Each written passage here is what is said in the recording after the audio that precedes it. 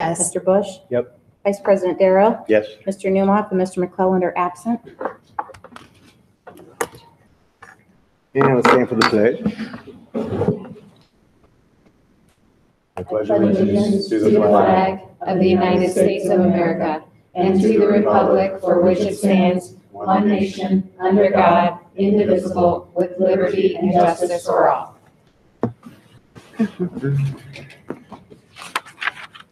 Any additions or corrections to the agenda?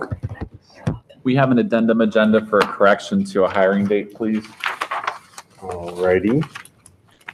So with the inclusion of that addendum, can I call for approval of the motion? So moved.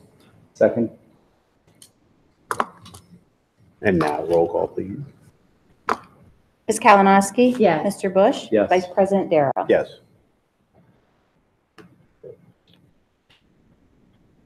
Alrighty. So on to discussion items, transportation update. Already? Ms. Jenkins. I think she was making fun of me. So as you know, in January, Superintendent Sawyer spoke with you about 3 routes that were timed by the Ohio Department of Education. 2 were deemed ineligible, and 1 was still eligible, but we declared it impractical. So I'm going to talk about some updates that have occurred because of some changes at the Ohio Department of Education. But first, let's talk about transportation. So 3327.01 of the Ohio Revised Code basically covers what we have to do to transport students. We know that K through 8, we shall transport students if they live more than 2 miles away. Grades 9 through 12, we may transport, but we don't have to transport those students.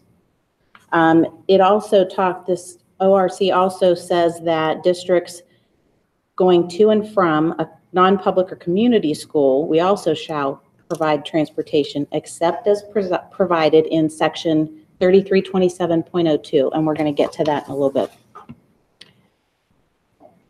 Students with special needs, we must transport. It says shall, whether they are high school, elementary, or regardless of how far they live from the school district or from the school of that they're going to attend. So we have to transport to them. We do have some exceptions to the minimum standards that we have to transport and meet. We actually are transporting all K through 5 students, regardless of how close they live or far they live from the district or from the building. Grades 6 through 12, we are transporting those students who live more than 2 miles away, but we do strictly adhere to the special education transportation. We are also required to transport students to the Career Center. In our case, it is the Eastland Fairfield Career Center. Non-public and community schools. The takeaway from this is that they shall not be required to transport elementary or high school students to and from a non-public or community school where such transportation would require more than 30 minutes of direct travel time. If it is impractical, we have to go through certain steps, but the 3327.02 says that where it is impractical to transport a pupil by school conveyance, a Board of Education may offer payment in lieu of providing such transportation. So in order to determine whether or not a route is eligible, we have to have timings done. The Ohio Department of Education are the folks who actually do the timing. It's not the school district. The route timing originates from the intermediate school loop, which is the primary drop-off and pickup for all of our students. It traverses the quickest route to and from the location. Originally, we were told by the Department of Education that it cannot include interstate travel. That's one of the changes that prompted the new timings. The timing must depart at the time of day that it would otherwise leave the building. Weather conditions, traffic signage and signals are all recorded. And as I said, the timings are conducted by an ODE official, not the district. So the changes that happened, the district and the Ohio Department of Education received a lot of phone calls from parents regarding that original timing where two of the schools were deemed ineligible because they thought that we should be able to travel on the interstate. The Department of Education, because they had some changes, had someone new in charge who interpreted the law differently and said that we could include interstate travel. So they determined, ODE together determined that we wanted new timings, and we did choose a route that did include Interstate 270 and 670, I'm sorry. So they reviewed and redid the timings just before school was out. And what happened with that is that ODE declared one of those routes still ineligible and one route now was eligible. And you can see from the chart here, the one that is ineligible is Columbus School for Girls because it is still 36 minutes, so over the 30-minute mark. And then St. Charles was 28 minutes, 44 seconds. So just shy of the 30-minute mark, so that makes it eligible. So then we as a district needed to look at the 6 factors that are in 3327.02 to determine whether or not we think that that route is practical or not.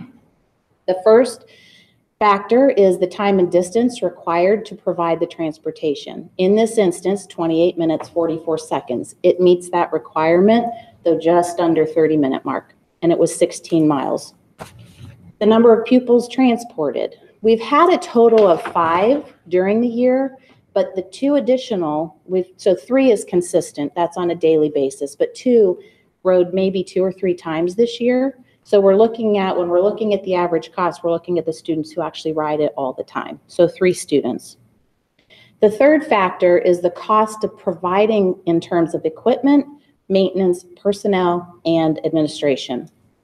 The average cost per our T1 report, that's a report that we have to file with the Department of Education, all of our transportation costs in order to determine reimbursement for transportation from the state, is $920 per student per year. That's if at least 60 students ride that bus. So the total wage and benefit cost for the driver assigned to this route, and they can only be assigned to one route because based on a negotiated agreement, you're assigned to a route, that is your route, regardless of the amount of time that it takes for you to drive to and from. So one driver is $28,178.85, or an average, if you're using the 3 students who ride consistently, $9,392.95. That doesn't include the equipment, maintenance, and administrative costs. If we include that, you're looking at about another $4,000 per student. The fourth factor is whether similar or equivalent service is provided to other pupils eligible for transportation. The district has declared transportation impractical for the schools that are listed here: St. Paul's, Columbus Torah Academy, Cornerstone Academy, Central College Christian Academy, and Grace Christian. So treating them all the same. The fifth factor is whether and to what extent the additional service unavoidably disrupts current transportation schedules. This does not unavoidably disrupt our transportation schedules. We have one driver assigned to that route. It's not messing up any other routes in the district. The sixth factor is whether other reimbursable types of transportation are available. We looked at a couple. So the district has in the past used TriStar, which is a local private company. We've used them to transport some of our special needs students to different facilities. We asked them, they also would transport non-special ed students. We did ask them for a quote, and it is $22,428 annually per student. So that is not practical. And then we also looked at COTA, the Central Ohio Transit Authority, because we know that that is a permissible form of transportation. We know that the Columbus City Schools uses them, far more practical for them because they're actually within the city district. We could use that service. It is only a $62 per month pass. However, it's not practical because the students would have to be on 3 different buses and take 2 hours to and from school. There is no direct route. So when we are looking at those 6 factors, We have determined that the route to St. Charles Preparatory Academy is impractical. We are recommending approval of the resolution, it's later on the agenda, to offer payment in lieu of, which is a $250 payment for families who apply for that reimbursement. And we are also being consistent with our practice so that we're meeting our equal protection requirements. So what questions might we have?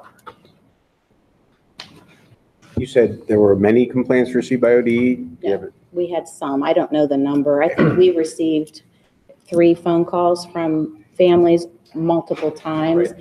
I don't believe the majority of the complaints that ODE received were actually relative to our school district. We were folded into the conversation. The majority of the complaints were in relationship to the same transportation analysis being conducted by Dublin City Schools and Olentangy Local, or Olentangy City. Okay.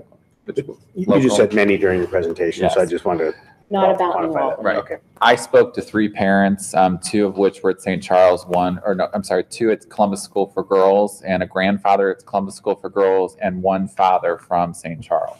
So I've only talked to 4 people in relationship to CSG and or St. Charles specifically. But I believe the majority of the contacts that the department had, because I know there were numerous, again, were in relationship to Dublin and Olentangy because they're going through like analysis.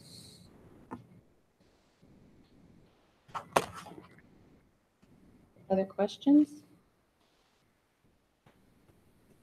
You will see the resolution later on the agenda, so we are asking you to approve that route as impractical so that we can offer the payment in lieu of to these families. There are 5 student names listed because we listed all 5 that we have seen on the bus. Like I said, only 3 of those are consistent riders. And if any other folks from St. Charles decide that they too would like to apply for the reimbursement, we would bring another resolution back to you. It's required to list the student names.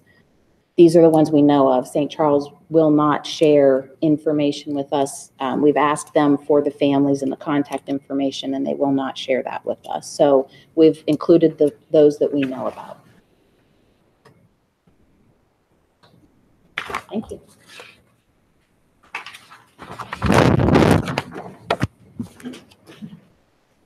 And we have board policy. So the second discussion item this evening is relative to Board of Education policy. So again, as with previous conversations with the Board of Education, these are policy recommendations based upon statutory changes and or updates that have been provided through Neola's analysis with council. So there are 8 policies presented this evening related to personnel and or board property relationship in the 4,000, 7,000, and 8,000 series. But again, they're all updates relative to changes in Ohio Revised Code. Some are minimal and or updates recommended by the attorneys based upon statutory change. Are there any questions about specific policies that we can answer?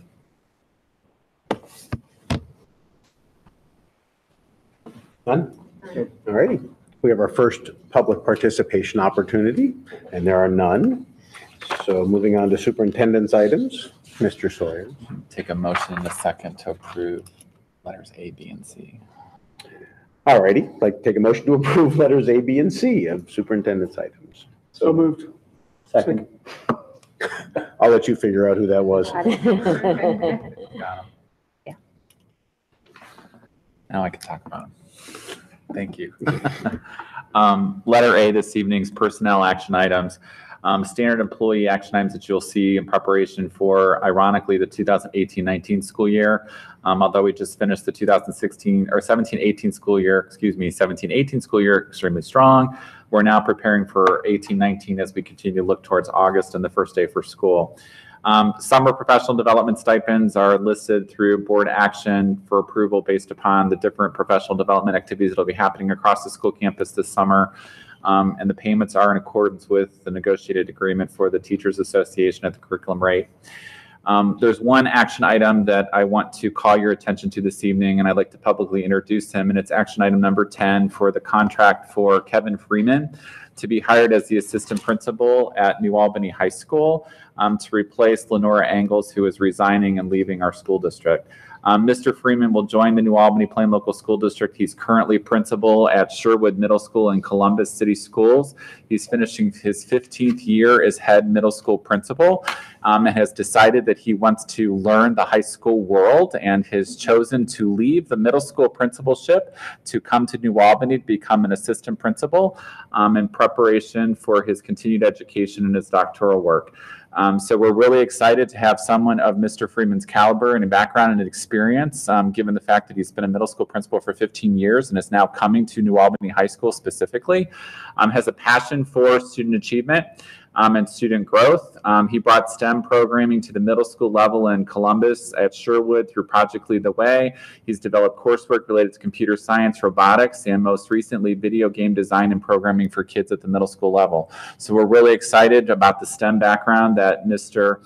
Freeman provides, and he's a former middle school math teacher, so he's got a math background, which is one of the areas of focus for our continuous improvement at New Albany High School. So we're very happy to publicly announce Kevin Freeman as the next assistant principal at New Albany High School, and I'd like to welcome Kevin to the podium to greet the Board of Education. Kevin?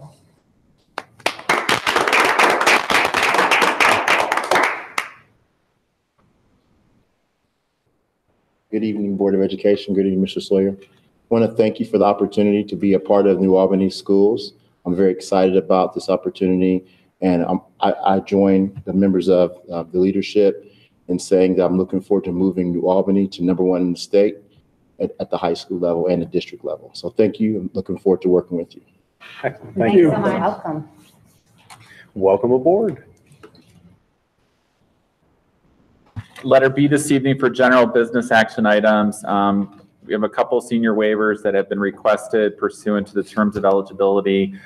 We are recommending the approval for school fees for the 2018-19 school year, and those have been provided in the attachment, as well as an increase. We've finished the final carpet negotiations with the vendor related to a change. We're going from broadloom to squares and a couple other areas, specifically at the McCoy for the summer carpet replacement. Because of that, the price has changed from $67,000 to $72,000 because we made a material change. So again, that's a shared cost between the school district, the city, and the township. We've actually made our deposit to the community foundation, but we are the fiscal agent as the school district. So this is a flow through. So we have to approve the purchase to then get reimbursed back from the community foundation once the work is done. But because we changed the contract, we have to bring it back to the board because the original amount was $67,000, now it's $72,000.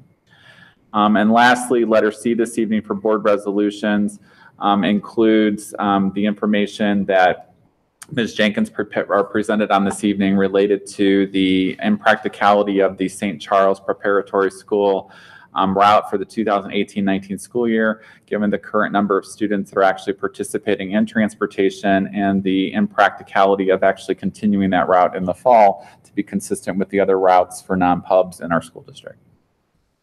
Any questions?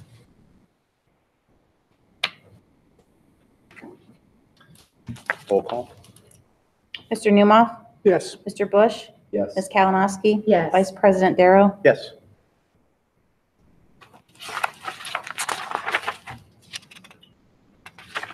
That's it. That's it. All right. Motion to adjourn. So moved. Second. Ms. Kalinowski? Yes. Mr. Newmoff? Yes. Mr. Bush? Yes. Vice President Darrow? Yes. We're adjourned. It's Pardon me? 12.